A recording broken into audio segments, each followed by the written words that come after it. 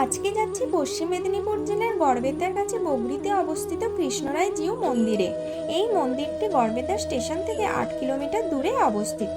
মন্দিরের পাশ দিয়ে এরকম শিলাবতী নদী বয়ে গেছে। 3টি জায়গায় ঠাকুরের এস্টাবলিশমেন্ট আছে। একটা হলো এই নিজ মন্দির, আর 2 নম্বর হলো নদীর ওই পারে আছে রঘুনাথ বাড়ি দোল মন্দির, আর 3 নম্বর হলো প্রভুর মাসির বাড়ি। এই কৃষ্ণরায়ের মূর্তিটি কালো ব্যাসল্ট পাথর দিয়ে তৈরি। ডান দিকেই আছে মা চণ্ডীর মূর্তি। মন্দিরটার সামনে এরকম একটা নাট মন্দির করা আছে, তার অপোজিটেই একটা বড় আটচালা করা আছে। এখানে সমস্ত ভক্তবৃন্দ বসে বাবার প্রসাদ গ্রহণ করে। মন্দিরের বাঁ দিকেই আছে রন্ধনশালা, এই দিকটাই খাবার রন্ধন করা হচ্ছে।